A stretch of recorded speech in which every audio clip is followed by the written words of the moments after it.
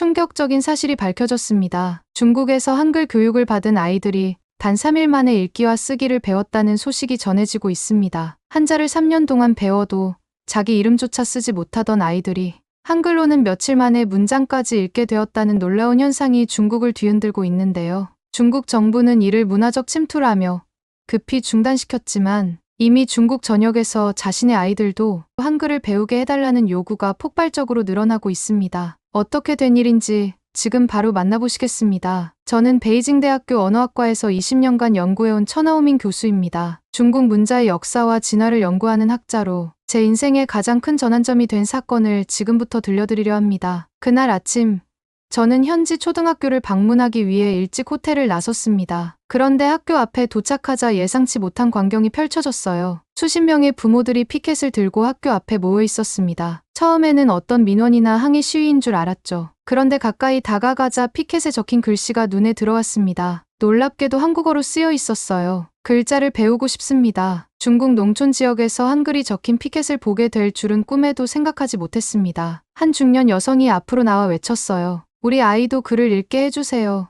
그녀의 목소리에는 간절함이 묻어 있었습니다. 주변을 둘러보니 몇몇 젊은이들이 스마트폰으로 이 장면을 촬영하고 있었어요. 아마 곧 웨이보나 다른 SNS에 올라갈 것이 분명했죠. 시위대 뒤편에서 학교 선생님으로 보이는 젊은 여성이 저를 알아보고 다가왔습니다. 천 교수님, 오셨군요. 저는 왕란이라고 합니다. 이쪽으로 오세요. 그녀를 따라 학교 안으로 들어가면서도 시위 현장이 계속 마음에 걸렸어요. 교장실에 도착하자 교장 선생님이 난처한 표정으로 저를 맞이했습니다. 천 교수님, 오늘 이런 상황에서 뵙게 되어 죄송합니다. 학부모들이 갑자기 모여들기 시작했어요. 어떤 사람이 대만의 한글 교육 실험 이야기를 전해 듣고 시작된 일입니다. 저는 창밖을 바라보며 생각에 잠겼습니다. 그날 저녁, 예상대로 시위 장면을 담은 영상이 웨이보에 올라갔고 조회수는 순식간에 100만을 넘었습니다. 왜 중국인들이 한글을 배우고 싶어 하는가라는 논란이 전국으로 번졌어요. 호텔로 돌아와 뉴스를 보고 있는데 왕란 선생님으로부터 전화가 왔습니다. 교수님,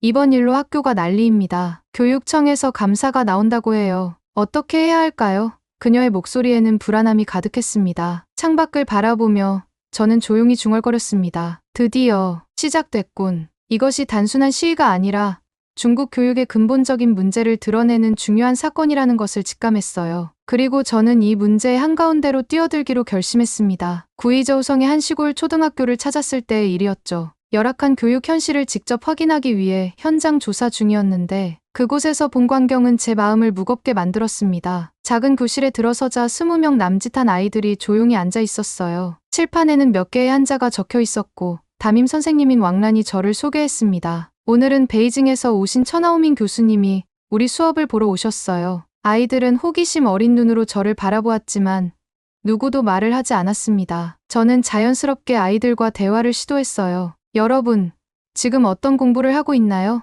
잠시 침묵이 흐르다가 한 아이가 조심스럽게 대답했습니다. 한자요. 저는 앞으로 나가 한 아이에게 물었습니다. 내 이름이 뭐니? 그러자 아이가 작은 목소리로 대답했어요. 리샤오춘입니다. 저는 따뜻한 미소를 지으며 말했습니다. 내 이름 써볼래? 소녀는 고개를 숙이고 아무 말도 하지 않았어요. 옆에 서 있던 왕란 선생님이 조용히 설명했습니다. 이 아이, 아직 이름도 못 씁니다. 집에서도 부모가 문맹이라 가르칠 수 없고 한자는 너무 어렵습니다. 교실을 둘러보니 벽에 붙은 포스터가 눈에 들어왔습니다. 하나의 민족, 하나의 문자라는 문구가 적혀 있었죠. 역설적이게도 그 문자는 누구도 쉽게 배우지 못하고 있었습니다. 수업이 끝난 후 왕란 선생님과 이야기를 나눴습니다. 우리 학교 문맹률이 얼마나 되나요? 제가 물었죠. 그녀는 한숨을 쉬며 대답했어요. 아이들 중 절반 이상이 기본적인 한자를 읽지 못합니다. 학년이 올라가도 상황은 크게 나아지지 않아요. 왜 그렇게 생각하시나요? 제가 다시 물었습니다. 왕란 선생님은 잠시 생각하더니 대답했어요. 한자는 너무 많고 복잡합니다. 가정에서 도움을 받을 수 없는 아이들은 따라가기 어려워요. 학교에서 배우는 것만으로는 부족하죠. 창밖으로 운동장에서 뛰노는 아이들을 바라보며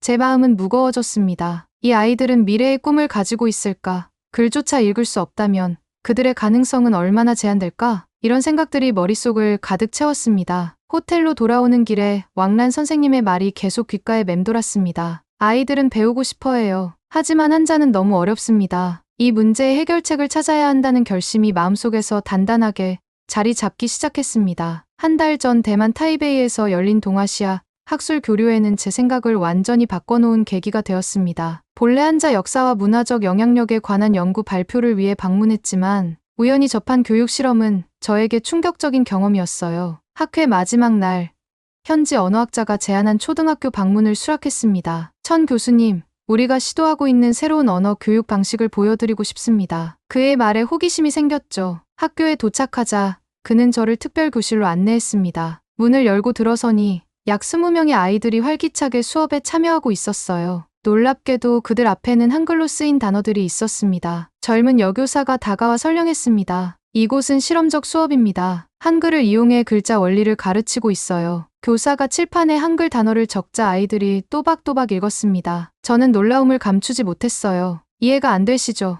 교사가 미소 지으며 말했습니다. 한자는 수천 개지만 한글은 24자에 불과합니다. 이 아이들 단 이틀 만에 기본적인 읽기가 가능해졌습니다. 그녀의 말에 저는 충격을 받았어요. 3년이 지나도 자기 이름을 쓰지 못하는 중국 아이들과 너무나 대조적이었습니다. 하지만 이건 한국어를 가르치는 건가요? 중국어와는 완전히 다른 언어인데 제가 의문을 표시하자 교사는 자세히 설명해 주었습니다. 우리는 한국어를 가르치는 게 아니라 한글 표기 시스템을 활용해 의문 인식 능력을 발달시키고 있어요. 아이들이 글자와 소리의 관계를 이해하면 나중에 한자를 배울 때도 훨씬 쉽게 접근할 수 있습니다. 수업이 끝난 후 한 아이가 제게 다가와 종이를 내밀었어요. 거기엔 한글로 안녕하세요라고 적혀 있었습니다. 아이의 얼굴에는 자신감과 뿌듯함이 가득했죠. 그 순간 제 마음속에 무언가가 강하게 울렸습니다. 호텔로 돌아온 저는 밤새 잠을 이루지 못했어요. 머릿속에서는 계속해서 의문이 맴돌았습니다. 글자는 도구일 뿐인데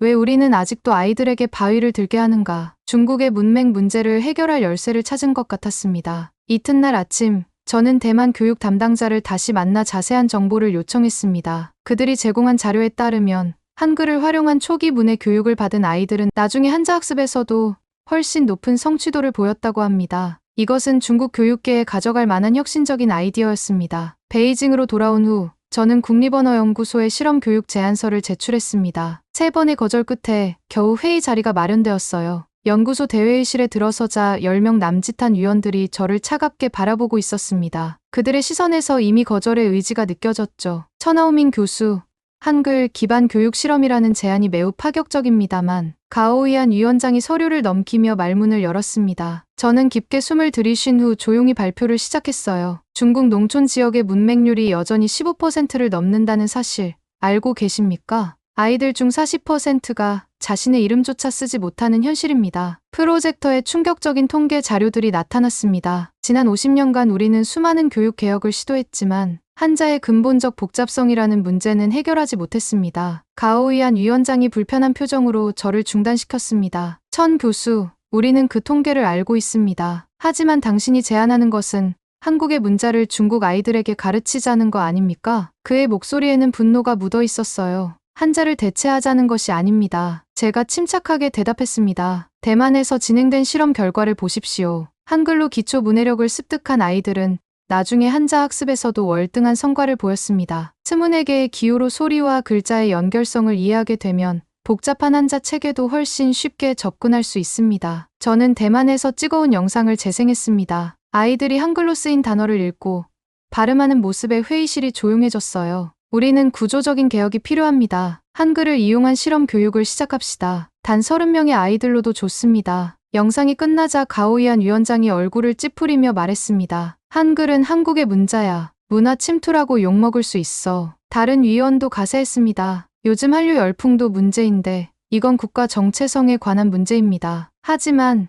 아이들은 읽고 싶어 합니다. 제가 간절히 말했어요. 그러자 가오이안이 더 강하게 반박했습니다. 우리는 조상 대대로 한자를 써왔어. 중국의 정체성을 그렇게 가볍게 버릴 순 없어. 회의실이 얼어붙은 듯한 정적 속에서 저는 조용히 입을 열었습니다. 정체성은 글자가 아니라 사람이 지켜야 할 가치입니다. 우리 아이들이 글을 읽지 못한다면 그들에게 중국의 정체성이란 무엇일까요? 제 말에 몇몇 위원들이 서로 눈빛을 교환했습니다. 결국 2시간의 경론 끝에 가오이안 위원장은 한숨을 내쉬며 말했습니다. 구이저우성 한 학교에서만 30명 규모로 제한된 실험을 허가하겠습니다. 그러나 절대 언론에 노출되어선 안 됩니다. 회의실을 나오며 저는 작은 승리에 가슴이 뛰었습니다. 이제 실험을 통해 증명할 기회를 얻었으니까요. 한 달 후, 저는 구의저우성의 작은 초등학교로 다시 돌아왔습니다. 시험 수업을 위해 18명의 아이들이 모집되었어요. 그 중에는 제가 처음 만났던 리샤오춘도 있었습니다. 아이들의 눈빛에서 호기심과 기대감이 느껴졌어요. 교실에 한글 포스터와 그림 카드가 준비되어 있었습니다. 왕란 선생님이 아이들 앞에 서서 실험 수업을 시작했어요. 얘들아, 오늘은 새로운 글자를 배워볼 거야. 이건 기역, 이건 이, 이건 미음. 아이들은 신기한 기호를 따라 그리기 시작했습니다. 저는 교실 뒤편에서 조용히 관찰했어요. 왕란 선생님은 생각보다 한글을 잘 익혀 놀라웠습니다. 그녀는 2달 전부터 독학으로 공부해왔다고 했죠. 첫날 수업의 목표는 간단했습니다. 기역, 니은, 디귿 같은 기본 자음과 아, 오 같은 기본 모음을 익히는 것이었어요. 이 글자들은 레고 블록처럼 조립할 수 있어요. 기역과 이를 합치면? 왕란 선생님이 물었습니다. 잠시 침묵이 흐르다가 한 여자아이가 조심스럽게 대답했어요. 왕란 선생님이 환하게 웃었습니다. 맞아, 정말 잘했어. 첫날 수업이 끝난 후 아이들은 기역, 니은, 디귿, 리을, 미음과 아어오이를 배웠습니다. 이 정도면 간단한 음절을 만들 수 있었어요. 왕란 선생님은 내일을 위해 간단한 과제를 내줬습니다. 자신의 이름을 한글로 써보는 것이었죠. 다음 날 아침, 놀라운 일이 벌어졌습니다. 리샤오춘이 교실에 일찍 와서 칠판에 무언가를 쓰고 있었어요. 그것은 서툴지만 분명히 리샤오춘을 한글로 적은 것이었습니다. 한자로는 자기 이름을 쓰지 못하던 아이가 하루 만에 한글로 이름을 쓰게 된 것이죠. 두 번째 수업에서 왕란 선생님은 더 복잡한 단어들을 소개했습니다. 그중 하나가 김치였어요. 아이들은 낯선 단어를 신기해하며 따라 읽었습니다. 이게 뭐예요? 한 아이가 물었고 왕란 선생님은 한국 음식 사진을 보여주며 설명했습니다. 세 번째 날 수업이 시작되기 전에 한 아이가 갑자기 손을 들고 말했습니다. 선생님, 이거 김치 아니에요? 그 아이는 교실 한쪽에 붙어있던 한글 카드를 가리키고 있었어요. 왕란 선생님은 놀란 표정으로 물었습니다. 뭐라고? 다시 한번 말해보렴. 김치요. 맞죠? 아이가 자신감 있게 대답했습니다. 교실이 순간 조용해졌어요. 왕란 선생님의 입가에 눈물이 번졌습니다. 제가 관찰하던 자리에서 앞으로 나와 아이에게 다가갔습니다. 그래. 맞아. 정말 잘했어. 저는 잠시 눈을 감았습니다. 그리고 조용히 말했어요. 그래. 이건 글자를 외운 게 아니라 글자의 원리를 배운 거야. 아이들은 단순히 기호를 암기한 것이 아니라 소리와 문자의 관계를 이해하기 시작한 것입니다. 이것은 문해력의 가장 기본적인 첫 단계였습니다. 시험 수업 3일째, 아이들의 변화는 눈에 띄게 드러났습니다. 한글의 기본 원리를 이해한 아이들은 이제 간단한 단어들을 스스로 읽고 쓸 수 있게 되었어요. 아빠, 엄마 같은 단어들을 배우면서 아이들은 마치 새로운 세계를 발견한 듯 즐거워했습니다. 왕란 선생님은 이 놀라운 순간들을 휴대폰으로 기록했어요. 리샤오춘이 비빔밥이라는 단어를 또박또박 읽는 모습, 다른 아이가 안녕하세요를 칠판에 쓰는 장면, 모두가 함께 감사합니다를 발음하는 모습까지 아이들의 얼굴에는 자신감과 성취감이 가득했습니다. 교수님, 믿어지지 않아요. 제가 3년 동안 한자로 가르치려 했던 것을 아이들이 3일 만에 배웠어요. 왕란 선생님이 수업 후 감격스러운 목소리로 말했습니다. 저도 이 결과에 놀랐지만 한편으로는 예상했던 일이기도 했어요. 한글의 과학적 설계가 가진 강점이 분명히 드러나고 있었습니다. 그날 저녁 학교 컴퓨터실에서 뜻밖의 일이 벌어졌습니다. 리샤오춘이 왕란 선생님의 허락을 받아 수업 영상을 웨이보에 올린 것이었어요. 우리 마을 아이들이 한글을 배웠어요. 단 3일 만에 글자를 읽고 씁니다. 그의 짧은 설명과 함께 영상이 올라갔습니다. 처음에는 아무도 이 작은 사건이 어떤 파장을 일으킬지 몰랐어요. 그런데 다음날 아침 그 영상의 조회수가 20만을 넘었습니다. 점심 무렵에는 30만, 저녁이 되자 100만을 돌파했죠. 웨이보뿐만 아니라 다른 SNS 플랫폼으로도 빠르게 퍼져나갔습니다. 영상에 달린 댓글들은 더욱 충격적이었어요. 우리 마을에도 이걸 해주세요. 부모가 한자 못 읽어서 아이를 못 가르칩니다. 왜 중국엔 이런 시스템이 없죠? 사람들의 반응은 매우 뜨거웠고 많은 이들이 자신의 지역에서도 같은 교육을 원한다고 목소리를 높였습니다. 국영 뉴스에서조차 이 소식을 다루기 시작했습니다. 중국 아이들, 한글 배우며 삶의 변화를 경험하다라는 제목의 특집 기사가 보도되었어요. 비록 논쟁적인 시각으로 접근했지만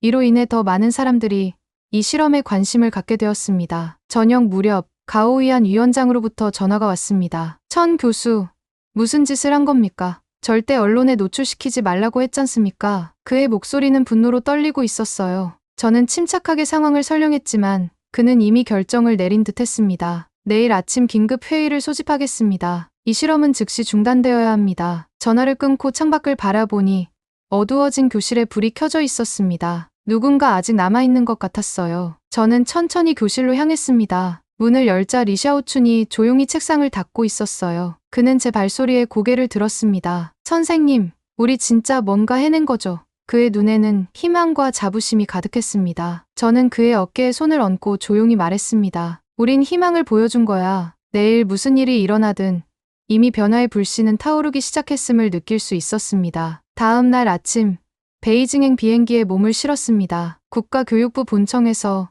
긴급 회의가 소집되었다는 통보를 받았기 때문이에요. 비행기 안에서 휴대폰을 확인하니 한글 실험 영상은 이미 500만 조회수를 넘어서고 있었습니다. 교육부 본청 회의실에 들어서자 차가운 분위기가 느껴졌어요. 가오이안 위원장을 포함한 고위 관료들이 심각한 표정으로 앉아 있었습니다. 제가 자리에 앉자마자 회의가 시작되었죠. 천하오민 교수의 한글 교육 실험이 사회적 혼란을 야기하고 있습니다. 위원장이 딱딱한 목소리로 말했습니다. 어떻게 중국 땅에서 한국 문자를 가르치는 실험을 허가했는지 이해할 수 없군요. 이건 국가 정체성을 뒤흔드는 일입니다. 다른 간부가 말을 이었습니다. 한자는 중국의 뿌리입니다. 5천년 문화의 기반이에요. 지금 한국도 반중 감정이 심한데 왜 하필 한글입니까? 그의 목소리에는 분노가 가득했습니다. 저는 차분히 답변했습니다. 실험은 한글로 시작했지만 궁극적 목표는 아이들의 한자 이해력을 높이는 것입니다. 글자 원리를 이해하면 한자도 더 쉽게 배울 수 있습니다. 하지만 제 설명은 그들의 마음을 움직이지 못했어요. 회의장이 소란스러워지기 시작했습니다. 이건 문화적 침투야.